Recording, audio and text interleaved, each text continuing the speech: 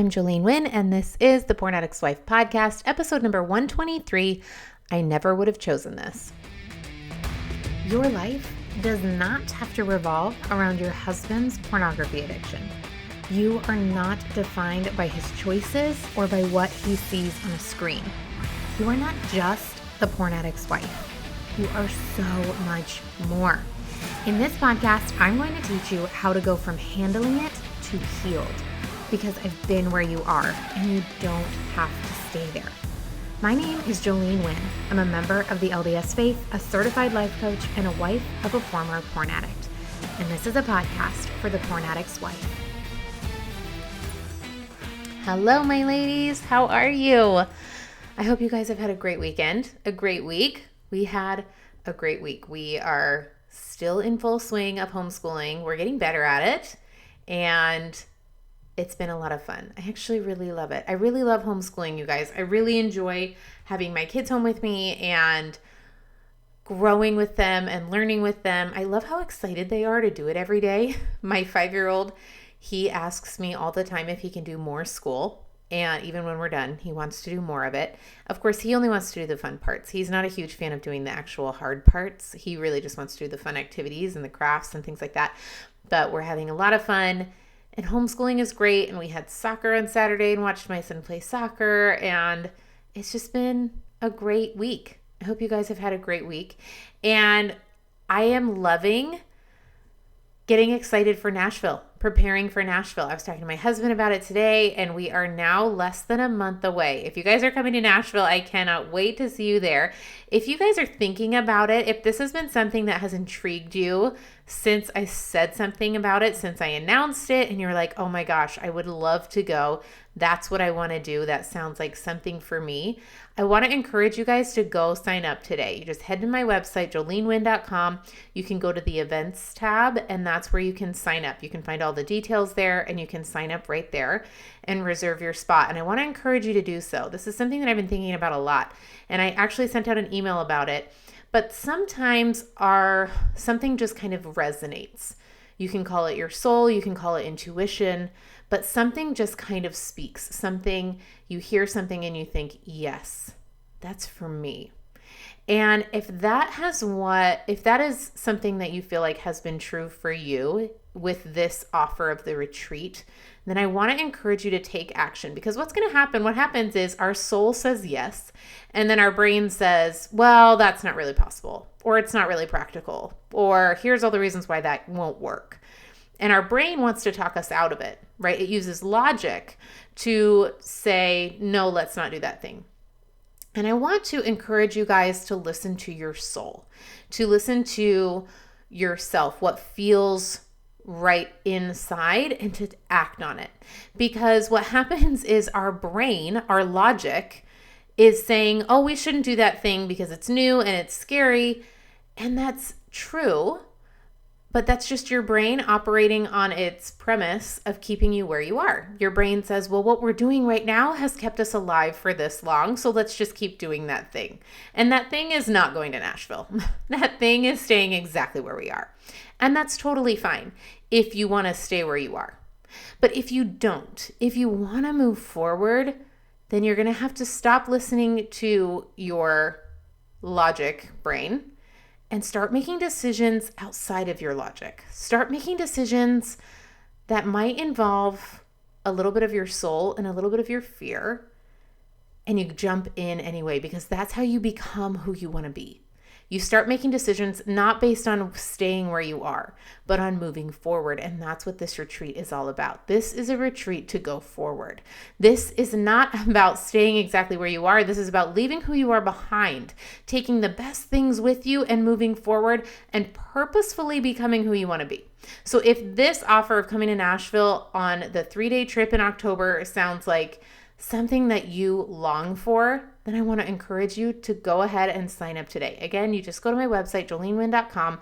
Our space is very limited, and I have so many people that have emailed me and said, I'm really thinking about it. I'm 99% there. I'm going to sign up tomorrow. And it's just going to come down to who clicks the button first. So I want to encourage you, if this feels right to you, to give yourself permission to do it and just see what happens. And our brain wants to go into what if. Our brain wants to say, what if this isn't what I want? What if this isn't what I expect it to be? What if it is? What if it works out? Mel Robbins, if you guys don't listen to Mel Robbins, she's fantastic. Okay, kind of a motivational speaker. And she talks about this all the time. She has this great clip. It's like, what if it all works out? What if you get everything that you want? Our brain is so used to operating under this idea of what if it doesn't, which is our brain's job, right? Our brain's job is to keep us alive. And one of the ways that it does that is by always preparing for the worst. But most of the time, the worst doesn't happen. Most of the time, the worst is just something we worry about and use as a reason not to do the thing we want to do. What if it all works out, ladies? What if this is exactly what you need? What if this is the best money that you've ever spent? What if this is the opportunity that you have been waiting for? What if this is exactly the right thing to do? If you're going to give credence to the what ifs in your brain, why don't you give credence to the positives? What if this is exactly what you've been waiting for? Let's try it out. Go sign up today, you guys. I cannot wait to see all of you there. Today, let's talk about something that has come up so many times and came up again in a coaching call this week in my coaching program. And it's, I never would have chosen this. Now, this is something, maybe you guys don't have this exact phrase. Maybe it's, if I had known about this ahead of time, I never would have gotten married, right? I have heard this on and on and on and on. So many different variations of this. So whatever it is in your brain, I wish I'd known about this before. I never would have said yes. I never would have married him. Even if you knew about it a little bit, if I had known the extent of it, if I knew how much this was going to affect me, I never would have said yes. All of those things. If you guys have thought these kinds of thoughts, I want you to listen today because this is super important, the things that I'm going to talk to you about today. And it's so common, okay? So if you have something of this kind of thought, I never would have chosen this. I never would have said yes. One thing that I want to offer to you, and I know I've said this on the podcast before, is number one, you don't know that. This is a really nice thought that we tell ourselves all the time. I never would have chosen this. I never would have said yes. And part of it is just our brain trying to get us out of the pain that we're feeling, right? It's saying, I never would have allowed myself to put myself in a situation where I feel this much pain. However, we don't actually know that. I mean, think about if you put your brain back in the time where you were when you said yes to your husband. Let's say you're dating, he proposes. At the time, you guys are so Twitter-pated. You're so in love. You're head over heels. You guys remember this? You just couldn't wait for him to text you back. You couldn't wait for him to get off work. All of these exciting things. You're just so in love. I mean, sometimes, ladies, if you think about it, he might have even told you that at the time. Maybe you would have thought, we can totally handle this. And even if he'd said, this is going to cause you a lot of pain, you might have said, I don't care. I'm all in. I love you so much. I'm in with the pain. I'm willing to feel the pain. So telling ourselves, I never would have chosen this is a nice thought, but it's not actually true. We don't know that, ladies. We don't. So telling yourself that isn't helpful because all it's making you do is resent where you are right now. Does this make sense? And it makes you judge who you used to be, but we'll get to that in a minute, okay? The second thing that I want to bring up is, going along with that, is if you guys think something along the lines of, I never would have chosen this, it's not helpful, okay? You did choose it. We can't go change the past. Life is not a choose your own adventure where you can just flip the pages back to the beginning. Do you guys remember these books, Choose Your Own Adventure? If you don't know, what would happen is you would read a chapter and it would say, okay, here's a choice. Here's A, here's B. If you choose A, go to page 97. If you choose B, go to page 34. Okay? And at the end of every single chapter, based on the decisions that you would make, it would flip you around the book and you'd have a different adventure and a different ending based on what you would choose. But you could always go back and say, okay, well, what if I had chosen this? And then you get a different ending. Life is not a choose your own adventure book. Okay? You don't get to go back in time. It's impossible. Be cool, but it's impossible to do. So our brain thinks it's useful. Our brain thinks that it's helpful sometimes, or at least it feels really good to sit and think, I never would have. This isn't fair, basically. That's what our brain likes to do because it feels really good to sit and say, this isn't my fault. I never would have chosen this. My life is hard. Okay, your brain really likes to sit there. It gets a little bit of pride because it's not your fault and you're the innocent victim in all of this. And you just get to feel a little bit of self-pity. And self-pity feels really good, ladies. It really does. It feels good to self-pity. It feels great. It doesn't produce anything. And it kind of adds a little bit to the resentment. But it feels really good. So if we just sit there and pity ourselves, it feels really good. So our brain wants to do that. Our brain wants to say, I never would have chosen this. Not only do we not know that, that's point number one, but number two, even if you would have, it's impossible. You already chose it. So here we are now. Now what? Your brain wants to go back to what you would have done differently, and yet I want to caution you guys against staying here because all it does is make you sit in the past rather than focusing on the present and how you're going to move forward. Do you guys see this? When you sit in I shouldn't have or I wouldn't have had I known or I never would have chosen this, that is your brain sitting in the past. And the problem with that is then you live from the past and you stay stuck there and you forget that you have choices now. Does this make sense? You miss the opportunity to make the decision today. The reality is that you chose it. Whether you did it with full understanding of his addiction or not, you chose it. So you're here now. Now what? Again, I don't mean that flippantly. Whenever I say so what, whenever I say now what, it doesn't mean flippantly. I mean, what are you going to do next? Forget everything from the past. It's irrelevant. You decided what you decided. You're here where you are. Now what are you going to do? That is the decision that I want you to be focused on, okay? The third thing that I want to offer is there are so many ladies, so many women that say, I never would have chosen this. And yet they're still choosing it right now. And that's what I want to offer to you. This actually came up in a coaching call, like I said, with a client. And she said, basically this whole same thing. And she has decided her husband, she found out about her husband's pornography addiction 3 years ago. They've been married for longer than that. I don't remember how long, but they have several kids. And she was saying, I never would have chosen this. I even confronted him before we got married. And I said, I don't want this in my marriage. This is something I'm not willing to have in my marriage. And he said, oh, well, I used to have a problem with that, but I don't right now. Anyway, 3 years ago, she finds out that that was all a lie. He was been struggling with it this entire time, and he has no intention of stopping. Now, here's the thing, is that 3 years ago and over the last 3 years, she has made the decision to stay. She's not leaving.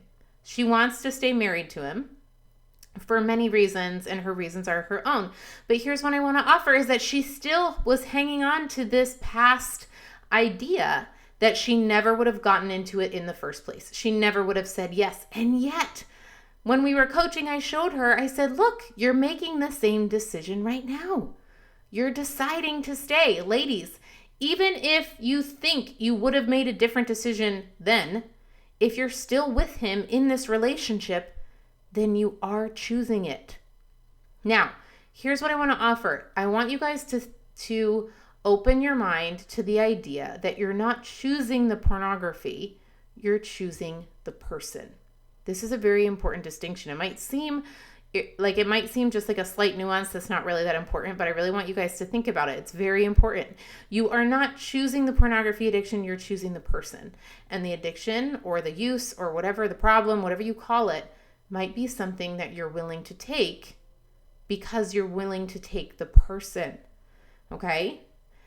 Now, the reason that I bring this up is because it's very important that you recognize that understanding that you're choosing this now does not mean you're okay with it. Okay, hear me when I say this. It doesn't mean you have to be okay with him watching pornography. It doesn't mean that you have to think it's okay. It doesn't mean you condone the behavior. It doesn't mean that you are unaffected by his choices. All it means is that you understand that the thing that you're choosing is him, and he is not his addiction. He is not his choices. He makes his choices, but he is separate from them. And that's very important for you to recognize. Okay? So I just want to throw that in there too. Maybe that thought, I never would have chosen this, is something you like to hang on to, but you're choosing it now. And this brings me to my last point is that sometimes with the self-pity comes a lot of self-judgment, a lot of judgment over our past self. I never would have chosen this. I shouldn't have chosen this. I should have known better. All of these things. And there comes a lot of self-judgment, a lot of guilt for making this kind of a decision. I see so many women who feel like they can no longer trust themselves because they trusted themselves to make what they thought was a good decision, and here it had this negative consequence. Does that sound familiar, right? You made, ladies, I want you to hear me when I say this, you made the very best decision that you could at the time. You need to have grace and compassion for your former self, for your past self, for who you were when you said yes, when you said, I'm all in. You need to have grace and compassion because his choices are not your responsibility. You don't have to feel guilt for the decisions that you did not know he was going to make. You don't have to carry that around. You don't have to feel guilty for making a choice that then affected you 10 years later. There is no reason to. It doesn't mean you would do it again. It doesn't, and maybe you would, but it doesn't necessarily mean that it's all fine and that you can just let go of the hurt and it's not a big deal and then you condone his behavior and you just have to live with it. That's not what I'm saying. What I'm saying is judging your past self for the decision that you made is not useful. All it does is keep you wallowing in guilt and self-pity and shame and regret. And none of that is useful, ladies. You made the very best decision that you could at the time. Do you want to know how I know that? Because that's the decision you made. That's how we know. I have made so many mistakes in my life, ladies. I know that's, kind of unbelievable, right? You guys, I know, I'm not perfect. Surprise, right? But I have made so many mistakes in my life. And I have to look back. I have learned to look back on the person that I was when I made those mistakes with compassion. Does it mean that I would go make those same choices again? No, not necessarily.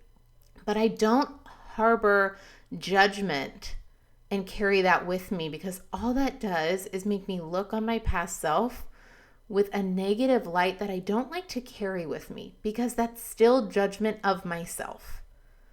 Do you guys see this? You don't have to judge yourself for the decision that you made. It was the best decision you could have made at the time. Give yourself the ability to see yourself with grace. Forgive yourself, even though forgiveness isn't required. Have compassion. You did the very best that you could, and you're doing the very best that you can right now. It's okay. You're doing great. And just because you choose something that has an effect on you that produces negative emotion doesn't necessarily mean that it was the wrong decision.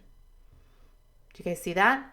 Our brain often wants to polarize things into right and wrong, and sometimes that's totally accurate, and sometimes they're just decisions. Our brain wants to think anything that creates negative emotion is wrong, but that's not necessarily true, ladies. Having kids is going to produce a lot of negative emotion. Does that mean it's wrong? No, not necessarily. Being in a relationship with somebody is going to produce a lot of negative emotion, even if it's an incredible relationship, even if addiction isn't involved. Does that mean that it's wrong? No, not necessarily. There is nothing wrong with the decision that you made. You made the very best decision that you could. And I want you guys to give yourself permission to let go of all the bitterness and the guilt and the self-pity. And instead of looking on what the past and what I should have done differently or I never would have done this, I want you to focus on what's right now. Because the decisions that you've made up until now have already been made. We cannot change them. What we can change is from here on out. From now going forward, ladies. And if you want the future to look different than the past, then you have to make different decisions than you did in the past. You have to change your mindset. You have to look at things differently. You have to change the pattern of behavior because the pattern of behavior that produced the past is going to repeat itself and create more of what you already have unless you change it. Does this make sense? That's up to you, ladies. Going forward, what are you going to do? You made the choice that you made. Now what? That's what I want you to focus on. I love you ladies so much. I hope you guys have a great week. I'll talk to you next week. Take care. All right, ladies, if you are loving what you are learning on the podcast, I want to invite you to come join my coaching program. This is where we take it to the next level and we actually start applying and learning the how of moving forward. This podcast has taught you the what, and the coaching program is where you're going to learn the how. This is where you learn how to actually start moving forward, process all of that pain that you feel, and let it go once and for all. If you are ready to finally move forward and stop living a life that revolves around your husband's pornography addiction, then I want to invite you to come join me today. Just head to my website, joleneWynn.com, and sign up today. I can't wait to see you there.